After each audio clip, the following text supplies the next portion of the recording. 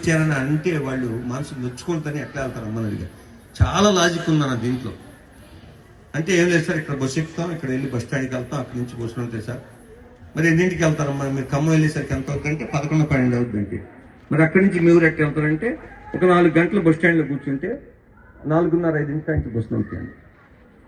మీరు ఒక్కసారి మీకన్నా 3 ఏళ్ళ ఒక వయసున్న పిల్ల మిమ్మల్ని చదివిస్తున్నా, మీలాగానే ఆమె కూడా 2 లక్షల రూపాయలు ఫీజు కడుతుంది, క్యాంపస్లో చదివిస్తుంది, కన్నం పెట్టింది.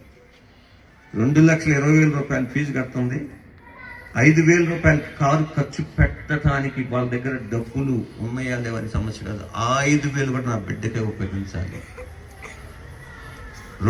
ఇవాళ ఊరికి మన వాళ్ళు సింపుల్గా అమ్మ మీరు అందరూ ఇవాళ ఫార్మర్ డే రండి అని చెప్పి మీకు చెప్పారు, వాళ్ళు ఫోన్ చేశారు, వాళ్ళు వచ్చారు. ఇది కూడా చాలా కష్టమైన విషయం. వాళ్ళలో కొందరికి మీకు తెలుసు, వాస్తవం చెప్తున్నాను. నా బిడ్డ అడిగినాక నేను కాదనకూడదు అని చెప్పి ఎన్నో రకాలైన వ్యయ ప్రయాసాలు వచ్చి కూడా మీకోసం వస్తున్నారన్న వాస్తవాన్ని మీరు గమనించండి.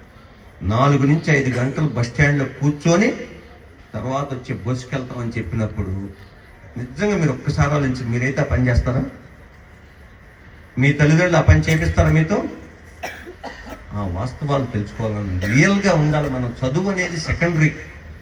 మీరు కాలేజీ ఎగ్గొట్టి మొన్న సెలవులకు వెళ్తానికి వేసిన యాశాలు మామూలు యాశాలు వేసిన ఒక్కొక్కరు ఏమి యాశాలు, మమ్మల్ని ఎంత బదనామా చేశారు. మేమేమో మా బిడ్డలు లాంటి పిల్లలు అని చెప్పి మీ పిచ్చి ప్రిన్సిపాల్ ఎవరు రమేష్ లేకపోతే పిచ్చివాళ్ళు వాళ్ళు తెలియకుండా మా పిల్లలు చాలా మంచివాళ్ళు సార్, చాలా మంచివాళ్ళు సార్ అని చెబుతుంటే, ఓ నాయన పిచ్చోడా నువ్వు పిచ్చోడు కదా బాబు, ఎన్నాళ్ళకైనా వాడు మహాముదురులయ్యా అని చెప్పి చెప్పాల్సిన స్టేజ్కి తీసుకొచ్చారు నన్ను మీరు. నేను వచ్చి మీతో 1.5 గంటన్నర మాట్లాడినాక మీ టార్గెట్ మీరు రీచ్ అయ్యారు, కానీ మమ్మల్ని ఎవరన్నా ఫాలో అయ్యారు కొద్దిగా? మీకు